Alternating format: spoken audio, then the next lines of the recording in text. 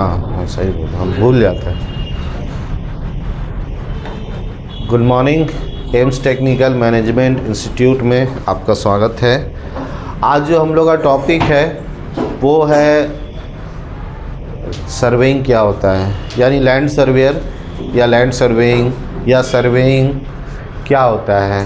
Fundamental basic उसका जानेंगे, उसका डेफिनेशन जानेंगे, उसका डिटेलिंग जानेंगे और उसका यूज़ क्या है, उसका ऑब्जेक्ट क्या है और कौन कौन से मशीन सर्वेइंग में यूज़ किया जाता है, किस प्लेस पर, किस जगह पर कौन सा मशीन यूज़ करेंगे और कौन सा मेथड यूज़ करेंगे। तो सर्वेइंग जो होता है अलग अलग फील्ड में अलग अलग डेफिनेशन अलग अलग लोग दे सकते हैं इसका। तो ऐसे तो हम लोग कहते हैं सर्वेइंग क्या है, कोई भी ज़मीन का पोजीशन को नापना। क्या नापना? किसी भी ज़मीन की पोजीशन को नापने को हम लोग सर्वेइंग कहते हैं। ठीक है, यानी वो ज़मीन के सरफेस से कितना ऊंचा है, कितना नीचा है ना, कितने दाएं हैं, कितने बाएं हैं, कितने लेफ्ट है, कितना ऊपर है, उसके एलिवेशन क्या है, ठीक है, और कितने कितने पॉइंट पर वो कहीं टूटा है, टेढ़ा है, उसकी ड्राइंग जानने के लिए हम लोग सर्वेइंग करते हैं। और फिर उसका इंफ्रास्ट्रक्चर बनाने के लिए तो सर्वेइंग को हम लोग ऐसे भी कहते हैं कि surveying mean provide good infrastructure. Good infrastructure, infrastructure माने खूबसूरत चीज़। कोई खूबसूरत चीज़ को बनाने के लिए सर्वेइंग करना पड़ता है ना। और हम लोग ऐसे भी कहते हैं कि surveying mean provide good health safety and environment, यानी एक अच्छी हेल्थ सेफ्टी को प्रोवाइड करने के लिए सर्वेइंग करते हैं। अगर मान लो हमने सर्वेइंग गलत किया तो जाहिर सी बात है रोड गलत बन जाएगा, नाली इधर उधर बन जाएगा, ड्रेन, तो पानी क्या होगा, इधर से उधर रोड पे आ जाएगा, कीचड़ कादो होगा, बीमारी होगा, इन्वायरमेंट ख़राब होगा, हेल्थ ख़राब होगा, रोड टूटेगा, गाड़ी गिर जाएगा, पलटी हो जाएगा, चोट लगेगा। तो यानी ऑल इन ऑल में ये कि सर्वेइंग ऐसी चीज़ है जो हर एक फील्ड में यूज़ किया जाता है। हर एक फील्ड में सर्वेइंग कोई सिविल चीज़ नहीं है कि ये सिविल है, is a mechanical, is a electrical, है ना, इज़ अ इंस्ट्रूमेंट टेक्नीशियंस। हर एक फील्ड में यूज़ किया जाता है, ट्रांसमिशन लाइन में, हाइड्रोलिक लाइन में, वाटर लाइन में, पाइप लाइन में। ठीक है, तो सिविल हम लोग जनरली किसको बोलते हैं? सिविल बोलते हैं जिसमें हमारा ईंटा, बालू, गिट्टी, जनरली कंक्रीट यूज़ करते हैं। क्या करते हैं? कंक्रीट यूज़ करके जो चीज़ को बनाते हैं उसको हम लोग बोलते हैं सिविल। क्या बोलते हैं? सिविलाइजेशन भी कहते हैं उसको। शॉर्ट में क्या बोलते हैं? सिविल, और फुल में सिविलाइजेशन उसका नाम होता है। और उसके बाद मैकेनिकल,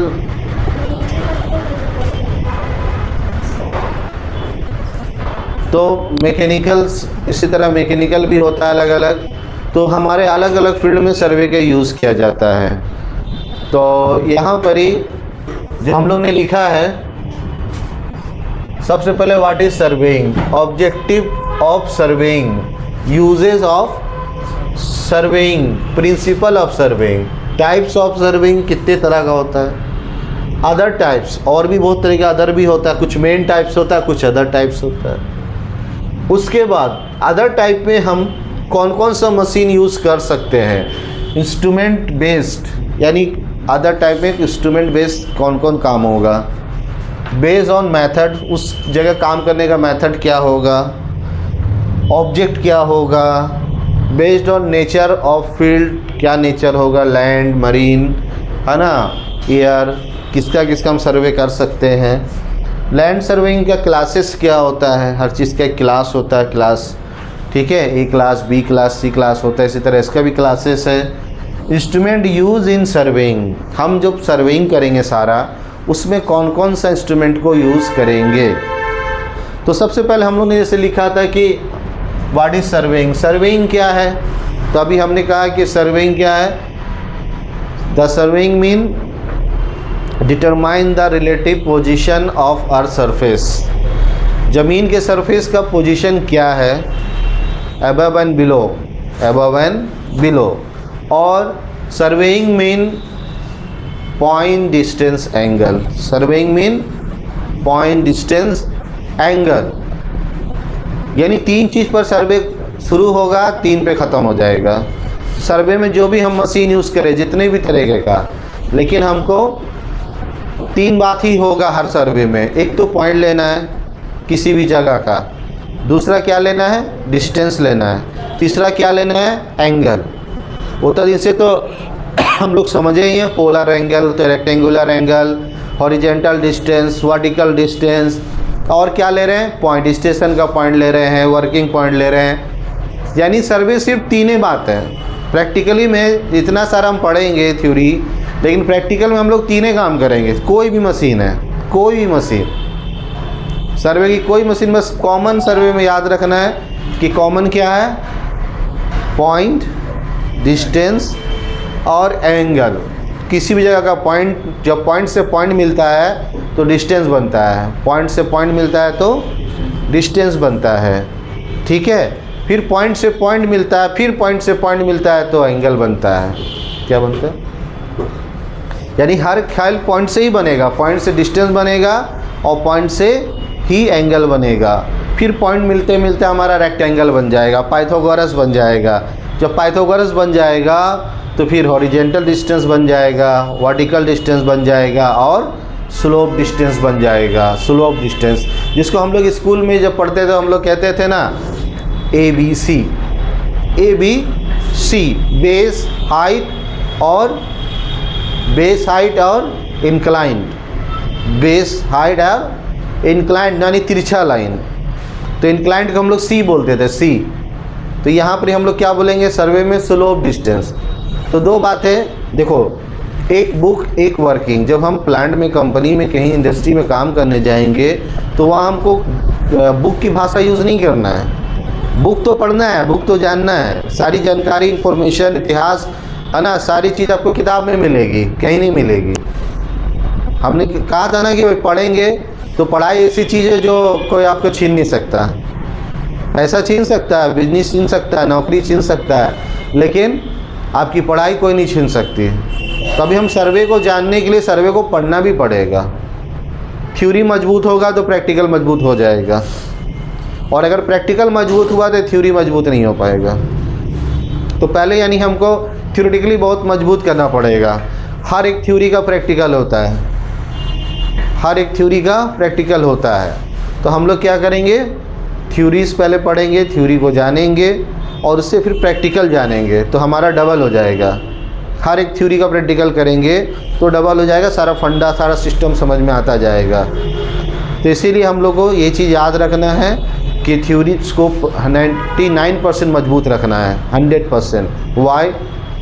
क्योंकि आपका जो इंटरव्यू होगा सर्वेइंग में वो 10 बाई 10 का रूम में होगा। किस में होगा सर? 10 बाई 12 भी हो सकता है, 10 बाई 20 भी रूम हो सकता है, 20 बाई 20 रूम हो सकता है। यानी एक रूम में आपको बैठा कर, है ना, पहले पूछा जाएगा व्हाट इज़ हाउ, कुछ ड्राइंग दिया जाएगा, कुछ ये, यानी टोटली थ्योरी होगा। क्या होगा इंटरव्यू में, ये याद रखना है। अगर आपका थ्योरी मजबूत है तो फिर आपको प्रैक्टिकल की ज़रूरत नहीं है। क्या नहीं है? फिर प्रैक्टिकल की ज़रूरत नहीं है आपको। आप इंटरव्यू पे थ्योरी से निकाल लेंगे, तो थ्योरी इतना मजबूत होना चाहिए। बहुत से ऐसे दोस्त लोग आए कि हमको ये वाला पढ़ा दे, हमको बोला, है ना, एक मेरा ही जान पहचान के थे, वो हमको बोले कि भाई क्रेन पढ़ा दो मेरे को, पढ़ा दो। बोले क्या बोले, मेरा इंटरव्यू 5 दिन बाद, वो क्रेन पढ़ा दिए, उसको इंटरव्यू दिया, पास हो गया। तो क्रेन देखे भी नहीं। तो मतलब एक चीज़ याद है कि अगर थ्योरी मजबूत रहा ना तो आप इंटरव्यू निकाल लेंगे। तो थ्योरी को बार बार एक बात है कि बहुत थ्योरी पढ़ना है, किताब को पढ़ना है, यूट्यूब गूगल जैसे भी पढ़े, है ना, जो नोट्स यहाँ लिखाया जाए वो पढ़ेंगे, फिर बाकी हम लोग गूगल यूट्यूब से पढ़ेंगे, उसको भी देखेंगे, रिसर्च करेंगे, अपनी पढ़ाई के ऊपर R&D करेंगे तो थ्योरी मजबूत हो जाएगा।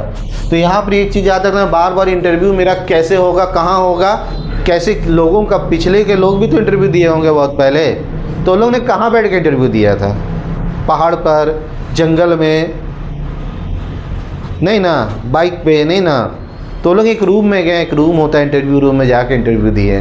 तो यानी वहाँ बैठा के उनसे पूछा जा रहा है कि क्या होता है, क्या होता है। जब आखिरी में नहीं कुछ समझ में आएगा तब फिर वो बोलेगा भाई ये करके दिखाओ। क्या बोलेगा? तब बोलेगा ठीक है टोटलेशन चला के दिखाओ, लॉक करके दिखाओ, खोल के दिखाओ, लॉक कैसे खोलते हैं। वो कब? जब आपकी बातें नहीं समझ में आ रहा है, उसको थ्योरी नहीं समझ में आ रहा है। और अगर थ्योरी समझ में आ गया तो बोला ठीक है, ओके नो प्रॉब्लम, आप कंपनी चलो सऊदी, दुबई, अमेरिका, फिर वहाँ हम लोग ट्रेनिंग दे देंगे जो कमी बेसी रहेगा। क्या बोलेगा? जो कमी बेसी वो हम लोग सिखा देंगे। उसको पता है टैलेंट है, थ्योरी मजबूत माने टैलेंटेड है। जिसको बोलना आता है वो टैलेंटेड है, जो खूब बोलता है, अपनी चीज़ परफेक्ट चीज़ बहुत बोलता है। ऐसे नहीं कि इधर उधर की बात बोल रहा है, अपनी चीज़ को परफेक्ट बोल रहा है, सर्वे की चीज़ को, है ना, उस पर पूरा जीके उसका बता रहा है, एक्टिविटी उसका बता रहा है, तो फिर उसका बोलबाला। तो सर्वेइंग में इसलिए फिर भी एक बार थ्योरेटिकली हमको बहुत मजबूत करना है।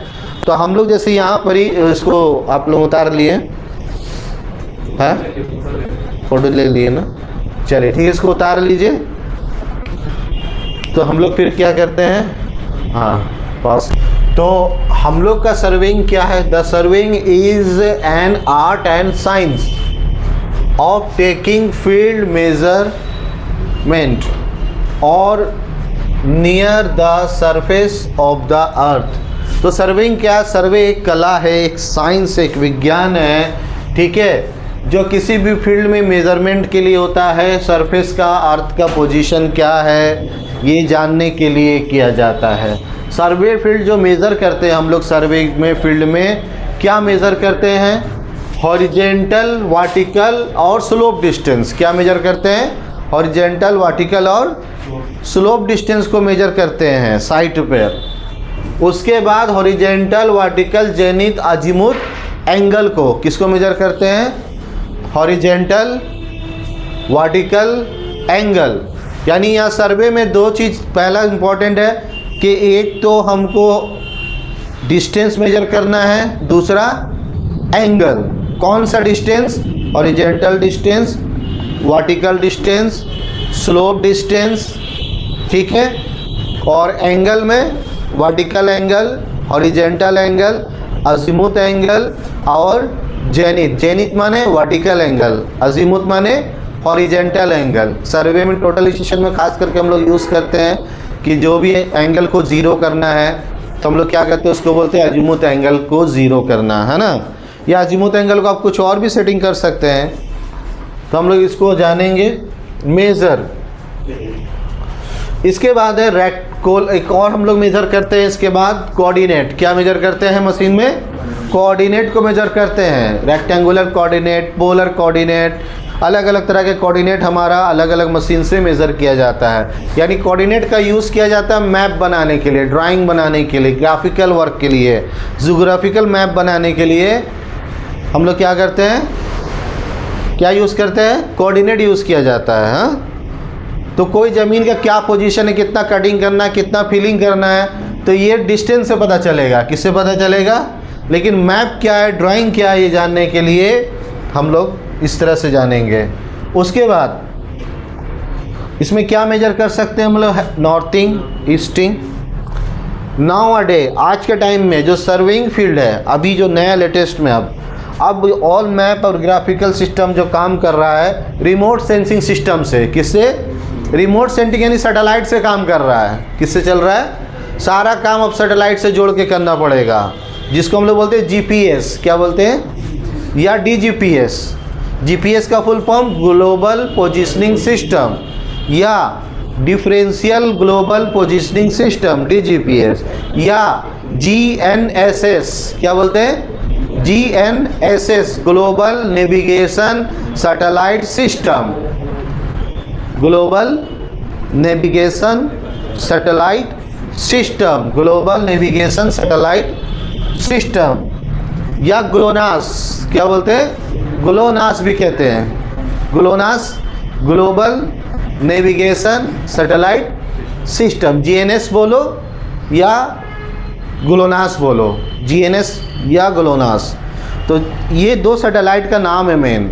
जीपीएस नाम नहीं है सैटेलाइट का, जीपीएस मशीन का नाम है। जीपीएस मशीन का नाम है, सैटेलाइट का नाम होता है जीएनएस या ग्लोनास। जीएनएस जब आप मोबाइल खरीदोगे ना, तो जब मोबाइल खरीदना तो उसमें देखना जीपीएस लिखा रहता है, तो उसके नीचे देखोगे किस बेस का सैटेलाइट है इसमें, तभी हम लोग वैसा जीपीएस मशीन लेंगे ना कि उसमें ग्लोनास है या जीएनएस है और वो सैटेलाइट नंबर कितना है। सैटेलाइट नंबर उस मोबाइल में कितना जीपीएस, तो कितना एक्यूरेट जीपीएस काम करेगा उस मोबाइल में। जैसे अभी हम लोग ने देखा ना, लाइक क्या नाम है, आईफोन 12 में जो जीएनएस सिस्टम दिया गया वो आरटीके है। क्या है? रियल टाइम काइनेमेटिक्स है, यानी कि आपको डीजीपीएस की ज़रूरत नहीं है, वो जहाँ उसको रख के मेजर मारेंगे परफेक्ट बताएगा। तो इसी तरह नए नई मशीनों में आ रहा है, तो ये चीज़ ध्यान देना है। तो हम लोग ये बेसिकली पहले सर्वेइंग है क्या, तो पहले तो सर्वेइंग ये है, सर्वेइंग ये है, यानी एंगल, डिस्टेंस, सैटेलाइट बेस। हाँ, किस लिए हम लोग सर्वे यूज़ करते हैं, ठीक है, ये अभी बाद में बताएंगे, अभी तो पहले सर्वे है क्या, ठीक है। चलिए आगे करते हैं, बस करें। The surveying mean provide good infrastructure now a day. Surveying work started with the A point. कोई भी एक पॉइंट से सर्वे का काम शुरू किया जाता है, पॉइंट से सर्वे काम शुरू होता है। कहाँ से? पॉइंट से। जैसे एग्जाम्पल, एक पॉइंट, जब पॉइंट और पॉइंट मिलता है, ये पॉइंट है, ये भी पॉइंट है और ये भी, जब पॉइंट और पॉइंट मिलता है तो क्या बनता है? डिस्टेंस। क्या बनता है? डिस्टेंस। फिर पॉइंट और पॉइंट मिलता है तो क्या बनता है? डिस्टेंस। फिर पॉइंट और पॉइंट मिलता है तो डिस्टेंस। 3 डिस्टेंस बन गया, ठीक है। ये तो पास और नीचे का पॉइंट से पॉइंट जब मिलता है तो डिस्टेंस बनता है। नीचे नीचे पॉइंट मिलेगा, है ना, हॉरिजॉन्टल माने सरफेस। जब सरफेस पर पॉइंट मिलेगा तो उसको हम लोग बोलेंगे हॉरिजॉन्टल डिस्टेंस। क्या बोलेंगे? और जब ऊपर की तरफ पॉइंट मिलेगा तो वर्टिकल डिस्टेंस कहलाएगा। और जब तिरछा लाइन मिलेगा तो स्लोप डिस्टेंस क्या कहेंगे? इसका बहुत नाम है, स्लोप डिस्टेंस, इंक्लाइंड। क्या बोलते हैं? हर जगह स्लोप डिस्टेंस यूज़ नहीं किया जाएगा वर्ड को, हर जगह स्लोप डिस्टेंस यूज़ नहीं किया जाता तिरछे को, कहीं इंक्लाइंड, कहीं ग्रेडियंट, हाँ, कहीं पर ही स्लोप डिस्टेंस। तो ये स्लोप डिस्टेंस का फंडा याद रखिएगा, बहुत आगे आपको काम आने वाला है। Incline word, slope distance, incline, slope distance. छोटा मोटा काम के लिए हम लोग जनरली इंक्लाइन यूज़ करते हैं। क्या यूज़ करते हैं? बड़ा काम के लिए स्लोप डिस्टेंस यूज़ किया जाता है। किसके लिए? बड़ा काम के लिए जनरली कहा जाता है। छोटा के लिए इंक्लाइन माने तिरछा लाइन चेक करना है कि तिरछा उसका क्या है, ठीक है। और इसी से पाइथागोरस बनता है। क्या बनता है? इसी फंडे से क्या बनता है? पाइथागोरस बना, है ना। तो हम लोग का सर्वेइंग का बेसिक में सबसे पहले जो हम लोग को एक मैथ जानना है, वो सबसे इम्पोर्टेंट मैथ है और दुनिया का सबसे बड़ा मैथ, वर्ल्ड का इससे बड़ा कोई मैथ ही नहीं है। यानी कि ये याद रखिएगा कि आप अलजबरा पढ़े, ट्रिग्नोमेट्रिकल पढ़े, कैलकुलस पढ़े, अर्थमेटिक्स पढ़े, इतना सारा आपने मैथ पढ़ा, लेकिन सबसे इम्पोर्टेंट मैथ जो है वो सिर्फ वन ओनली वन। जितना industry, Tata, Jindal, Reliance, Adani, Aramco, south steel, Saudi steel, कास्को, काफको, दुबई, जो एल्युमिनियम स्टील कुछ भी कंपनी है, सारे कंपनी में वर्क करने का एक ही फंडा है, एक ही कॉमन चीज़ है कि हर कंपनी एक ही फंडे पे काम करता है। उसको हम लोग बोलते हैं पाइथागोरस। क्या बोलते हैं? सिर्फ पाइथागोरस पे ही सारा काम हो रहा है। खुद कॉमन सेंस लगाओ। 2 चीज़ हमेशा याद रखना किसी भी सर्वेइंग के बेसिक में, 2 से 3, एक और बढ़ जाते हैं, ठीक है। थोड़ा सा बरकत हो रहा है सर्वे में, आपका थोड़ा बरकत हो गया। तो पहला चीज़ तो पाइथागोरस, दूसरा चीज़ unit and measurement and conversion, तीसरा चीज ड्राइंग, क्या जिसको ज्योमेट्री बोलते हैं, क्या बोलते हैं? शेप कहते हैं। बोलो शेप, कोई शेप है वो, या ज्योमेट्री बोलिए, शेप बोलिए या ड्राइंग बोलिए, तीनों एक ही बात है। तीनों का मतलब क्या हुआ? वही ज्योमेट्री हुआ। 2 डायमेंशन, 3 डायमेंशन, 4 डायमेंशन, 7 डायमेंशन, है ना। 7D भी है, क्या है? 4D भी है, सर्वे में भी है 4D, सर्वे का सॉफ्टवेयर है 4D का, 4 डायमेंशन पे पूरा, 7 डायमेंशन पे पूरा काम करना है। तो डायमेंशन खाली 3 डायमेंशन खाली 3D नहीं होता है, बहुत डायमेंशन होता है। तो आप लोगों ने बहुत से मॉल में भी देखा होगा, जैसे सिटी सेंटर मॉल विष्णुपुर जाएंगे तो वहाँ एक बच्चे लोगों के लिए लिखा हुआ सिनेमैटिक्स 7D मूवी, क्या लिखा हुआ है? जब 7D जाएंगे तो एकदम सामने से दिखेगा, चश्मा पहन के देखेंगे। 3D मूवी देखे होंगे आप लोग, तो उससे भी डेंजर 7D होता है, एकदम सामने से। तो एवेंजर जो बनाया गया तो एक्चुअली 7D था, क्या था? 7D मूवी था। तो 7D का भी जाइएगा, कार्टून वूटून में बच्चे लोग ज़्यादा होता है मॉल में, बड़ी मज़ा आएगा, देखिएगा उसको। हम देखते हैं कभी बच्चे लोग साथ जाके 7D में, हाँ उसका मज़ा ज़्यादा। तो वही डायमेंशन का माने क्या होता है, एकदम सामने से कोई चीज़ को एकदम आँख के सामने दिखेगा। तो यहाँ पर ही 3 बात याद करना है कि 3 चीज़ पर कुछ सीखे नहीं सीखे, लेकिन 3 चीज़ इतना मजबूत होना चाहिए कि आप उसमें क्या कर सकते हैं। अगर आपका यूनिट मजबूत, आपका ज्योमेट्री मजबूत और आपका पाइथागोरस मजबूत, तो you are the safety officer, you are the land surveyor, you are the fitter, you are the mechanical engineer, you are the piping engineer, quality controller, mobile crane, JCB, fitter, plumber, electrician, किसी को भी इसके बगैर काम नहीं कर सकता। वो क्या नहीं कर सकता? नहीं कर सकता। खाली सर्वेइंग में नहीं, ये सबके लिए इम्पोर्टेंट है। अगर यूनिटें नहीं मालूम है तो फिर करेंगे क्या?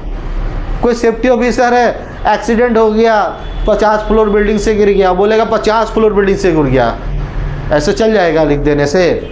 50 फ्लोर बिल्डिंग का कोई हाइट होगा, क्या होगा?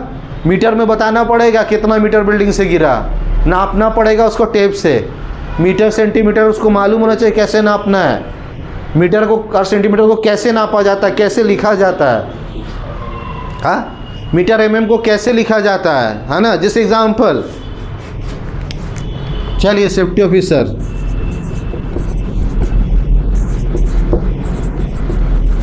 बताइए ये क्या है और ये क्या है?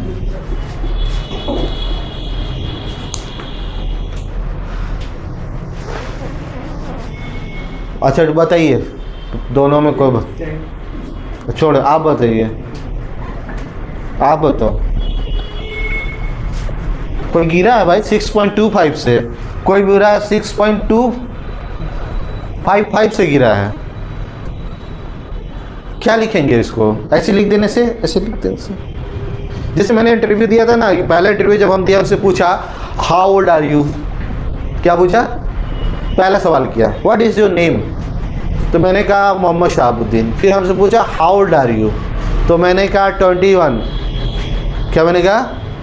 21। सऊदी का इंटरव्यू दे रहे थे, तो मेरे को बोला, मतलब वो अरबी था, उसको बोला कि यार ये कैसे, इसको तो इंग्लिश आता नहीं है। या सही बात, हम लोग हिंदी मीडियम से पढ़े। I am belonging from Rajasthan Vidya Mandir. मेरा जो स्कूल है सांची में, आम बागान में एक स्कूल है, जाइएगा, अभी भी है, और अंग्रेज़ों से भी पहले का स्कूल है। बॉक्स यानी कहा जाए तो लगभग स्कूल का फॉर्म वही भरता है यहाँ से, सबसे पुरानी स्कूल है वो सरकारी में। तो हम लोग पढ़े सरकारी स्कूल से राजस्थान विद्या मंदिर, और जिस दौर में पढ़े उस दौर, यानी कि हम लोग 2000 में मैट्रिक पास है, आज से 24 साल पहले, है ना 24 साल पहले मेरा 15 साल उम्र था है, तो कितना उम्र हो गया जी?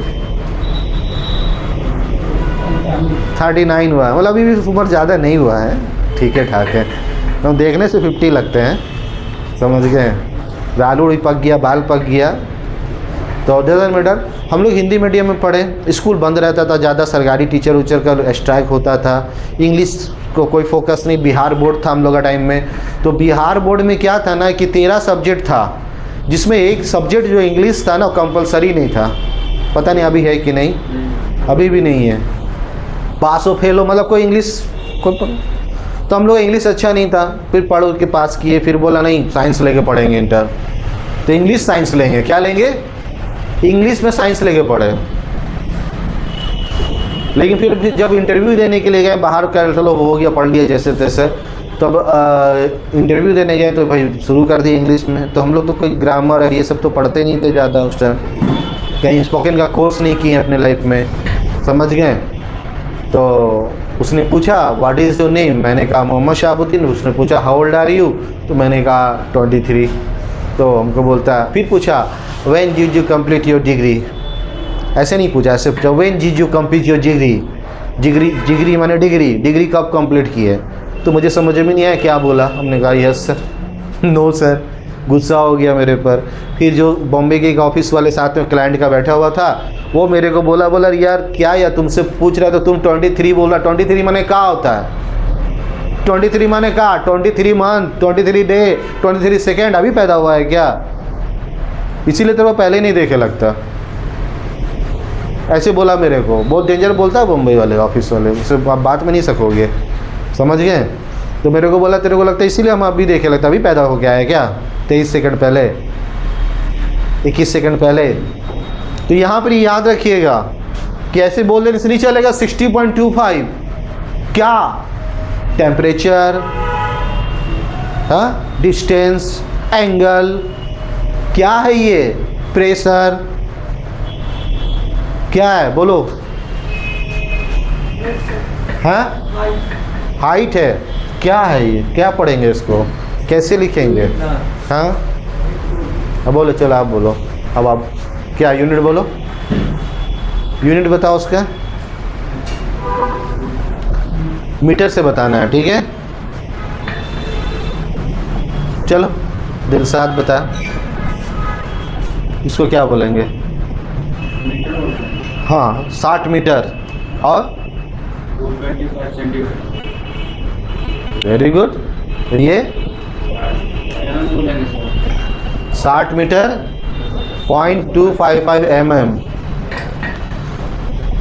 तो यही है सर्वे का खेल, यही है सेफ्टी का खेल, यही है सारा खेल। अभी क्या है ना, सेफ्टी ऑफिसर में इन लोग ने बहुत पढ़ा कि एक आग जो बुझाने वाला फायर एक्सटिंग्विशर होता है उसको चलाएंगे 2.5 मीटर की दूरी से। कितना से? तो 2.5 मीटर, तो 2.5 क्या है? 2 तो मीटर हो गया,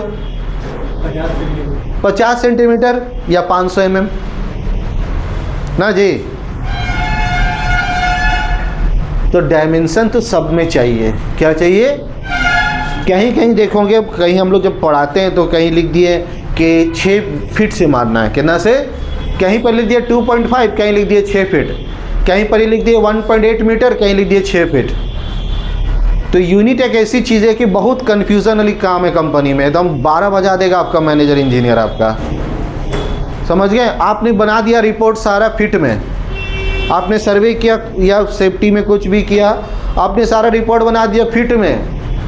एक आया मैनेजर, अमेरिकन आया, फ्रेंच आया, वो बोला नहीं I don't know fit, I can't understand the fit, please convert on the report in mm। Direct बोलेगा सारी रिपोर्ट का mm में बदलो, mm में चेंज करो। mm में दिए तो एक बॉस आया दूसरा, है ना, केरलन आया, बोला नहीं I can't understand mm, please send me centimetre इन। फिर एक को आपने बना के दिया किलो में, बोला नहीं किलो समझ में नहीं आता, मेरे को पाउंड समझ में आता है। एक को पाउंड में दिया, जैसे हम लोग को इंडिया वाले को क्या समझ में आता है? टन या किलो। हमको पाउंड नहीं समझ में आएगा। इंडियन वाले को अगर हम लोग बोलेगा ना कि 50,000 पाउंड का है क्रेन, मोबाइल क्रेन 50,000 पाउंड का है। अभी हमसे बोलेगा मोबाइल क्रेन का जो बूम है ना वो 25.6 मीटर है, तो सोचेंगे 10 बार कितना है यार। लेकिन हमसे बोला है ना 25 फीट, तो हम क्या बोलेंगे? दे वहाँ तक है, हैं? तो हम लोग को क्या समझ में आता है? फीट और इंच ना जी। इंच समझ में आता है, खास करके बोलेगा 1 इंच, 2 इंच, 9 इंच, हैं? समझा जाता है थोड़ा। हम लोग का पास इंच वाला ज़्यादा खेल है सबका, क्या जी? हाँ, सब एक दूसरे का नापता भी इंच में 9 इंच है वो बचपन में सबका होता है मीटर। तो यहाँ पर ही याद रखेंगे। तो इंच बोलेंगे तो कितना बड़े समझ में आ जाता है ना, और फीट समझ में आ जाता है। लेकिन मीटर में कोई डिस्टेंस पूछ लिया जाए, mm में पूछ ले तो बोलेंगे 700 mm कहाँ तक होता है बताओ, यहाँ से लेकर 700 mm नहीं होगा, नहीं समझ में आएगा। तो यही याद रखिए, वर्ल्ड में एक देश नहीं है। कितना कंट्री है वर्ल्ड में? वर्ल्ड में कितनी कंट्री है? 200। बढ़ते रहता है यार, कितना कंट्री कम हुआ कितना बड़ा, 220-22 होगा, जो भी होगा जीके में देख लीजिएगा। तो 200 कंट्री वर्ल्ड में है, तो क्या 200 कंट्री में एक ही भाषा बोला जाता है? इंग्लिश, हिंदी, उर्दू? हर देश का भाषा अलग, हर देश का मैथ अलग। हम लोग क्या बोलते हैं कि पूरी दुनिया में इंग्लिश बोला जाता है, गलत बात। एक बार जाके गूगल में जीके में सर्च कर लीजिएगा अच्छे से, हर देश अपनी भाषा बोलती है। चाइना में क्या बोला जाएगा? बिहारी लोग क्या बोलेंगे? भोजपुरी कि हिंदी बोलेंगे? भोजपुरी चलेगा ना। यूपी में यूपी वाला भाषा चलेगा, बंगाल में बंगाली बोलते हैं जो वहाँ के लोग हैं। भाई अपने स्टेट में जब इतना डिफरेंस है तो देश भी तो है। अब हम लोग रसिया जाएंगे तो रसियन, जापान में जाएंगे तो जापानीज, फ्रांस में जाएंगे तो फ्रेंच। फ्रेंच वर्ल्ड में एक्चुअली में सबसे ज़्यादा बोला जाता है ना। यानी कि अगर पहली भाषा देखा जाए तो फ्रेंच या अरबिक। वर्ल्ड में सबसे ज़्यादा 2 भाषा बोलते हैं। सबसे पहला अरबिक। क्यों? वर्ल्ड में लगभग 60 कंट्री ऐसा है जो अरबी बोलता है। वर्ल्ड में अकेला 60 कंट्री अरबी बोलने वाला है। बट अकेला वर्ल्ड में अगर आप बोलिएगा 60 कंट्री का नाम बताओ जिसमें इंग्लिश है। इंग्लिश सिर्फ 2 कंट्री में। कितना कंट्री में? इंग्लिश सिर्फ 2 कंट्री में। आपने सुना होगा इंग्लिश, ब्रिटिश इंग्लिश और यूएसए इंग्लिश। 2 ही सुने हैं ना। कंप्यूटर में भी जब सेटिंग करेंगे तो 2 इंग्लिश आएगा। इंग्लिश जब वर्ड आता है तो 2 इंग्लिश आता है। या तो यूके का इंग्लिश सेट करिए कंप्यूटर में, या यूएसए का करिए। आप लोग फॉर्मेट किए होंगे जो कंप्यूटर उसको पता है। यानी कि इंग्लिश सिर्फ 2 वर्ड, 2 इंग्लिश है। एक यूके का इंग्लिश है और एक ब्रिटिश एक्सेंट से। स्पोकन में भी कहीं स्पोकन सीखने जब भी जाइए तो यही बात करिए स्पोकन कोचिंग से कि कौन से एक्सेंट में आप सिखाते हैं। तो 99% यहाँ कोई भी स्पोकन इंग्लिश एक्सेंट में नहीं सिखाता। एक्सेंट सीखना पड़ेगा, ऐसे इंग्लिश थोड़ी ना होता है। तो एक्सेंट 2 है, 2 समझ में आया। लेकिन हम दुबई जा रहे हैं तो अरबी, कतर जा रहे हैं, सऊदी जा रहे हैं, ओमान जा रहे हैं, है ना, मेडागास्कर जा रहे हैं। इंडिया का द्वीप है मेडागास्कर, वहाँ अरबी बोला जाता है। क्या बोला जाता है? अंडमान जाओगे तो अरबी मिलेगा। साउथ में चेन्नई जाओगे तो हैदराबाद जाओगे तो अरबी। क्या चलता है हैदराबाद में? अरबी। अरबी बोलते हैं वहाँ के लोग। क्या बोलते हैं? इधर इंडिया में इतना जगह के अरबी बोला जाता है कितना में। अच्छा, वर्ल्ड में कौन ऐसी देश है तो अभी हम लोग जानते हैं कहाँ है, क्या देश है? मुर्तानिया। क्या नाम है? मुर्तानिया एक देश है बहुत, साउथ अफ्रीका की तरफ में। हाँ, सब अरबी बोलते हैं। आदिवासी देश है पूरा लगभग। कितना देश में अरबी बोला जा रहा है। तो अरबी भाषा, फ्रेंच, हिंदी, देन इंग्लिश। क्या अभी घड़ा में हिंदी बहुत आगे चल रहा है। हिंदी 1 नंबर पे जा रहा है। क्या जा रहा है? अब वजह बताओ 1 नंबर जाने का। भाई आबादी जो वर्ल्ड में अगर हम आबादी जोड़ रहे हैं तो हिंदुस्तान की आबादी आज चाइना से आगे निकल गया है। तो पूरा हिंदुस्तानी जितना है हिंदी बोल रहा है ना। उसके बाद अमेरिका में हिंदी, अमेरिका में इंडियन रहता है अच्छे अच्छे पोस्ट में। लंदन में हिंदी बोला जा रहा है। सऊदी, दुबई, हर जगह हिंदी बोला जा रहा है। हिंदी माने देवनागरी। देवनागरी जो हम लोग बात कर रहे हैं, इसमें क्या बात कर रहे हैं? ऐसे हम लोग बोलते हैं, यार उसने हमें मारा था ना, चिंता हो गया। क्या हो गया? चिंते में आ गए हम। हमें मारा उर्दू बोले, चिंता क्या बोले? हिंदी बोले। बोलता है कि नहीं? अरे चिंता यार। अच्छे जब मौलाना लोग को भी देखते हैं, अरे इसका चिंता करना चाहिए आदमी को। तो वो मस्जिद में बयान करते करते भी हिंदी बोल रहे हैं, यानी उर्दू नहीं बोल रहे हैं, पूरा देवनागरी बोल रहे हैं। क्या बोल रहे हैं? उसको हिंदी में एक वर्ड नाम दिया गया, मिक्स लैंग्वेज। यानी आप इंग्लिश भी बोल रहे हैं, बांग्ला भी बोल रहे हैं, है ना, बिहारी, भोजपुरी भी बोल दे रहे हैं बीच बीच में, और सब भाषा बात कर रहे हैं। ये भाषा वर्ल्ड में अब सबसे ज़्यादा चलता है। Doesn't matter. तो यहाँ पर ही याद रखिएगा। तो इतने लोग अलग अलग तरह अलग अलग से काम ढूंढेंगे, अलग अलग यूनिट ढूंढेंगे। आपका 12 बजा के रख देंगे कंपनी में। जो आपका मैनेजर इंजीनियर होगा ना, तो लास्ट में आप क्या बोलेंगे? यार कंपनी छोड़ देंगे हम। क्या बोलेंगे? नहीं होगा हमसे। पढ़ना आसान है, सीखना भी आसान है, मुश्किल है कंपनी में वक्त गुजारना। एक इंडस्ट्री में वक्त गुजारना इतना आसान नहीं है। जो आपका मैनेजर इंजीनियर जब मिलेगा ना, आपको लगेगा कि आप संभाल लेंगे। भाई उसका एक्सपीरियंस 20-30 साल का है। क्या है? किंग है वो, है ना।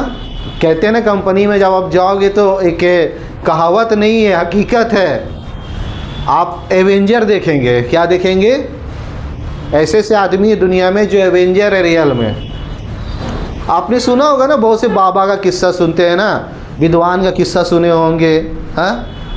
जैसे हर धर्म की एक बात है, चलो मुस्लिम धर्म में, हिंदू धर्म में, जैसे आपने हनुमान जी का किस्सा सुना था कि उड़ के गए थे वहाँ श्रीलंका गए, पूछ से आग लगा दिए, हाँ, संजीवनी बूटी उठा के ले गए, ठीक है, पावर मिला। तो जब कोई गॉड का, अल्लाह का, भगवान का आस्था करता है ना, तो अल्लाह उसको कुछ पावर दे देते हैं। क्या दे देते हैं? एवेंजर उसको कह सकते हैं हम, कि हाँ उसके अंदर पावर हो सकता है। हम लोग अगर हुज़ूर सल्लल्लाहु अलैहि वसल्लम प्रॉफिट मोहम्मद की बात करें, है ना, तो क्या है प्रॉफिट मोहम्मद? पत्थर भी अगर उनके मुट्ठी में रहता था तो पत्थर भी बोल देता था। आज भी बोलता है। आज भी जाओगे सऊदी में, अगर आपको जगह बताएंगे, ऐसी सी जगह जहाँ आज भी उनका खून लगा हुआ है, वो खून वैसे ही ताज़ा का ताज़ा है। जब उस पत्थर में हाथ रखोगे ना, तो पत्थर चट्टान पहाड़ है, ओहद का पहाड़, क्या नाम है, हाँ, जहाँ वो टेक लिए थे, वो गद्दा एकदम रूई है, रूई। जमजम का पानी, इस्माइल अलैहिस्सलाम ने एड़ी रगड़ा था ऐसा कि जमजम निकल गया। आज अमेरिका, है ना, वो परेशान है, हजारों फीट खोद के पाइप लगा दिए अंदर। क्या हो रहा है ये? समुंदर में इतना पानी नहीं है जितना उसमें है। हम लोग, जैसे हम लोग भी हमेशा जाते रहते उम्रा हज में, अभी भी गए थे 23 में। तो जब गए वहाँ पर ही तो देखें कि एक वक्त में, अभी एक जो सेकंड अभी देख रहे हैं 30 सेकंड में कम से कम एनी टाइम 1-1.5 लाख आदमी होते ही है। ऐसे ही आम टाइम बता रहे। नमाज के टाइम में तो 4-5 लाख पार हो जाता है, और फिर हज के टाइम में 40-50 लाख आदमी, है ना जी। और रमज़ान के टाइम में 1 करोड़ आदमी। अभी जब रमज़ान होगा ना, तो काबा में हद से ज़्यादा भीड़ रमज़ान में होता है, कि जिसने रोज़ा में उम्रा किया, गोया उसने हुज़ूर सल्लल्लाहु अलैहि वसल्लम के साथ हाथ पकड़ के हज किया। सवाब देखिए रमज़ान उम्रा का, हुज़ूर सल्लल्लाहु अलैहि वसल्लम उसको हाथ पकड़ के हज करवाते हैं। कितना बड़ा रमज़ान में जाने का, मक्का मदीना। तो वहाँ पर एक टाइम में इतना आदमी बैठा है, 1 लाख आदमी, 1 लाख गिलास में, एक गिलास में 200 ml का पानी आता है। एक गिलास जो आता है ना, 200 ml का वहाँ रखे रहता है। निकाला, जमजम पिया, फिर निकाला, यानी 10 सेकेंड में 10 गिलास पी गए हम। और ऐसा नहीं वहाँ पर 1 गिलास पिया तो फिर वही गिलास लगाता है, उसको फेंक देता है। समझ गए? तो आप सबका अपना तो दिमाग है, हम लोग नहीं करते ऐसा। तो पिया इतना पानी, 1 लाख लीटर 1 सेकंड में पी गया। 1 लाख लीटर जितना बड़ा हम लोग का डिमना झील है ना, उतना बड़ा पानी वो 1 सेकंड में पी जा रहा आदमी। झील सुखा दे रहा है, फिर झील में पानी हो जा रहा है। वो झील नहीं, इतना बड़ा कुआं है, 40 मीटर रेडियस का कुआं है।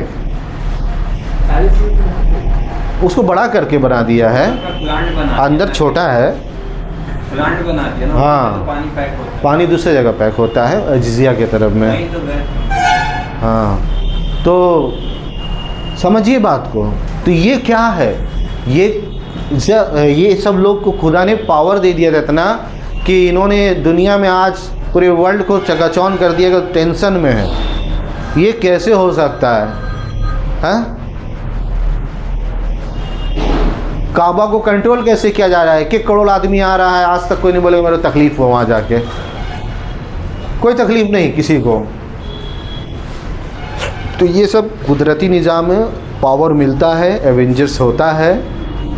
एवेंजर तब मिलेगा, समझ गए ना, आप दीवार चिपक सकते हो, समझ गए, आप आँख से देखकर पेड़ टूट जाएगा। आपने शायद नहीं देखा होगा, एक आदमी था, वो चम्मच कैसे देखकर टेढ़ा कर देता था आँख से। क्या शेर पाल सकते हैं ना भाई, आप पहाड़ तोड़ सकते हैं ना। तो कंपनी ऐसे लोग को रखता है कि वो देख कर, ऐसे भी ऐसा सर्वेयर मिलेगा, ऐसा सेफ्टी ऑफिसर मिलेगा कि वो बगैर छुए दूर से बता देगा कि इसका प्रॉब्लम क्या होगा। आपको पहले बता देगा वहाँ इतना एरर आएगा काम में। 50 साल उम्र है सर्वेयर का, 55 साल 60 साल का आदमी है, हाईली एक्सपीरियंस लेकर बैठा हुआ है, कंपनी सिर्फ उसी लिए पेमेंट दे रहा है उसको। ऐसे लोग जब भिड़ाएंगे ना, अभी भिड़ाना बाकी है, तो फिर आपका टेंशन शुरू हो जाएगा। तो टेंशन शुरू नहीं होना, वो एक्सपीरियंस शुरू होगा आपका। फिर आपको भी तो एक दिन उतना उम्र में बनना है। जब आप भी 40-50 उम्र होंगे, देखो नौकरी का उम्र नहीं होता। बहुत से लोग बोलते हैं ना 50 के बाद नौकरी नहीं होता है, 50 के बाद नया कंपनी में नहीं होता है। किस में नहीं होता है? जिस कंपनी में आप कर रहे हो ना, जीवन भर रहोगे। मेरे बस्ती में हमने बहुत किसी को देखा, बचपन से अभी तक है ना, वो बूढ़े हो चुके, हम लोग बूढ़े हो गए, कहाँ उनको सऊदी भगाया, दुबई भगाया, लेकिन वो दूसरी कंपनी में अप्लाई नहीं कर सकते। क्या नहीं कर सकते? अब वो सोचेंगे हम 50 में नया कंपनी तो नया नहीं लेगी। नया कंपनी आज के टाइम में 22-23 साल का लड़का ढूंढ रहा है ना, 24 साल का लड़का ढूंढ रहा है, ज़्यादा उम्र भी ढूंढ नहीं रहा है, क्योंकि उसको बहुत लंबा चलाना है अपने यहाँ। उसको जो कंपनी शट डाउन रख रही है, शट डाउन के लिए उम्रदराज ढूंढेगा, शट डाउन 30 के बाद लेना खोजता है। और शॉर्ट टाइम का जो जॉब, लॉन्ग टाइम जॉब है, तो कंपनी चाहता है कि चलो 22-24 साल का लड़का हो। 24 साल खास करके सेफ्टी ऑफिसर, लैंड सर्वेयर में खास करके 24 साल को ज़्यादा लोग पसंद करता है लेना। कितना साल का? 24 साल का एज को ज़्यादा सूटेबल है, क्रेन उरेन सब में, समझ गए? प्लम्बर, फिटर, इलेक्ट्रीशियन, ये सब में 18, 19, 21 किसी को भी ले लेता है, 18 को भी ले लेता है। किसको? हेल्पर, प्लम्बर, इसमें एज का क्या ज़रूरत है? बस मैच्योर 18 होना चाहिए। क्या होना चाहिए? लेबर रूल्स कानून में होना चाहिए। तो यहाँ पर याद रखिएगा कि तो हमको इसीलिए यूनिट कन्वर्सन को बहुत मजबूत रखना है। 50% समझिए आप इंजीनियर बन जाएंगे, आपका यूनिट और ज्योमेट्री मजबूत है, 50% लैंड सर्वेयर बन गए आप। आपको अब मशीन सीखिए बस। तो मजबूत क्या रखना, बार बार एक बात, यूनिट एंड कन्वर्सन को बहुत मजबूत रखना है, ठीक है? तो यहाँ पर ही हम लोग क्या हम लोग ने कहा था कि इसी से हम लोग का क्या बनता है? पाइथागोरस बनता है। क्या बनता है?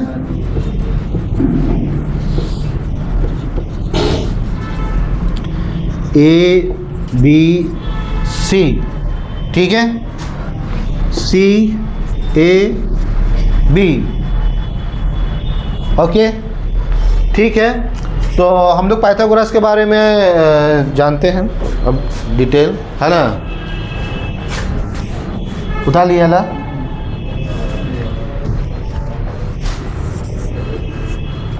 Slope distance.